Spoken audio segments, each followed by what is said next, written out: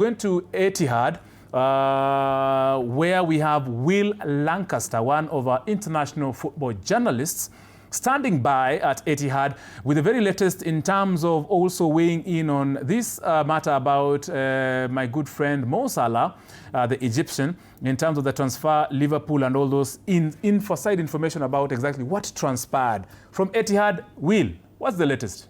Hello, TV47. It's the international break this weekend, but that doesn't stop us from bringing you coverage from England. I'm Will Lancaster, and today we'll be talking about the big bombshell news to come out of the Premier League this week.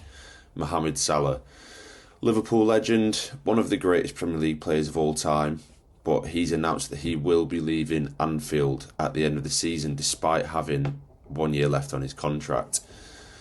It will be weird to imagine a Premier League without Salah. He's been here for 9 years now, 2 winners' medals, some incredible individual seasons, and a highlight reel boasting plenty of outstanding goals. He's going to be missed on Merseyside. There is no way, two ways about it. But if truth be told, he's not been at his best this year, and I think Liverpool fans know that deep down. I do think it's the right time for Salah to leave for himself on a personal level. He could still, at this point, attract a high wage in the Saudi Pro League if he does leave Liverpool. MLS, I'm not so sure, and as an Arab star, the Saudi League would suit him well. He could also still win a trophy with Liverpool. They're in the quarterfinals of the FA Cup and the Champions League. It's not to say that Salah's been poor this season. There have been moments where he's been good, but perhaps bleeding in a younger, hungrier winger as his long-term replacement would be much more beneficial for Liverpool in the long term. Arne Slot's relationship with Salah hasn't been great. Obviously, last season's incredible run of form saw Liverpool win the Premier League, and Salah had arguably his best season in a famous red shirt. But it's no secret that he and Slot don't have a relationship anywhere near to what he had with Jurgen Klopp.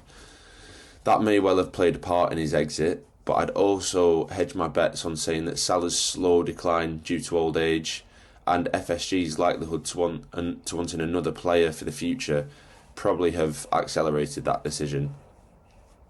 It could well mean the downfall of Liverpool in the same way that we saw Chelsea struggle when Eden Hazard left for Real Madrid. But there are plenty of stars who could replace Salah, and my main name is a current Liverpool player in Florian Wirtz. The German had a very slow start to life in the Premier League, of course, and showed no real signs of improvement before Christmas, but he's quickly put that to bed. Maybe, obviously Dominic Szoboszlai and GOtv have been really good throughout the season, but Wirtz could be the third best player throughout the campaign.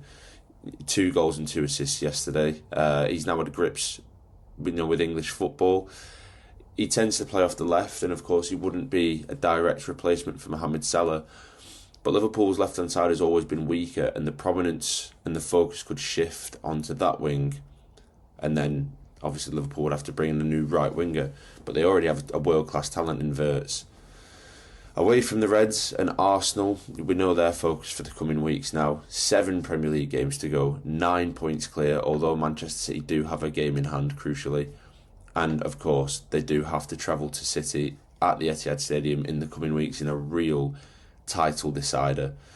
Avoiding defeat at City would surely hand Arsenal the Premier League, but a loss there and a couple of wobbly results elsewhere could see them throw the title away.